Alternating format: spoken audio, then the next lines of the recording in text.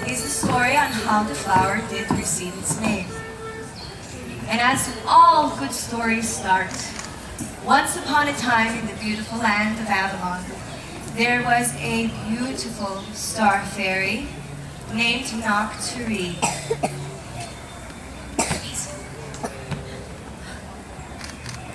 And you see, Nocturne spent her days in the heavenly stars, watching all of the adventures the immortals did have.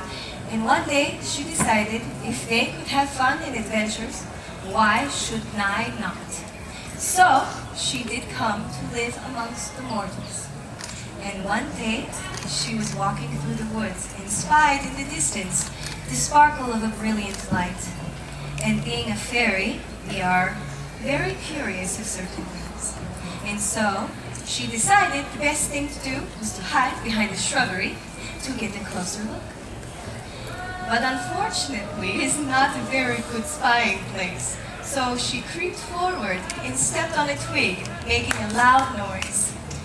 Now this noise attracted the sound of where the light was coming from, and it was a man wearing an entire set of armor. Now, the knight called forth for the thing to create the noise to show itself, for it had been startled. And so she stepped out of her hiding place. And the knight was struck in awe. He's struck in awe. Oh!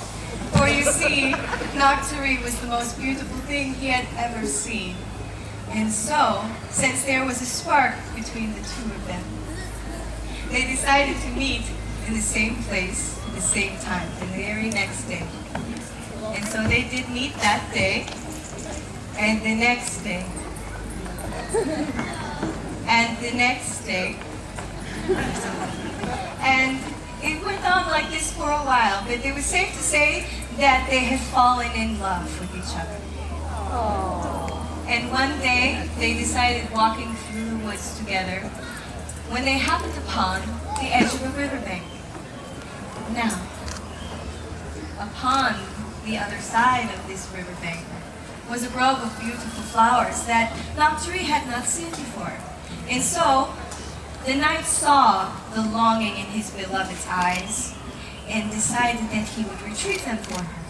And so, not thinking, the knight dove into the waters to retrieve the flowers for his beloved. But in his haste, the knight did forget that he was wearing his armor. So it made swimming for the flowers very difficult, and he did retrieve them for her and threw them to her feet and said, "Forget me not." For you see, the story does not end here though, my children. Nocturne, being a creature of the stars, took him into the night sky with her, where he could be there in the stars with her for all time. And it is there that Nocturne and her beloved William O'Cleves live happily ever after. And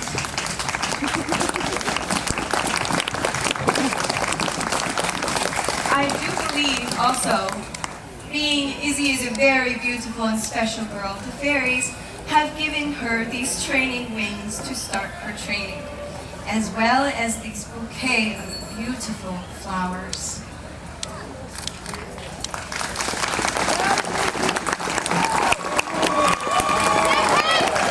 No.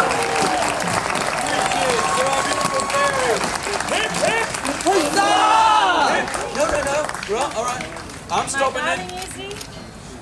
These flowers are for you. Forget us not. When we bade you, as well as Sir William O'Cleves did to his lovely lady, forget us not, or we will never forget you. Now, Lord Mayor, I believe you are more than welcome to give our lovely guests a cheers. Of course, Your Majesty. Hip hip! Huzzah! Hip hip! Huzzah!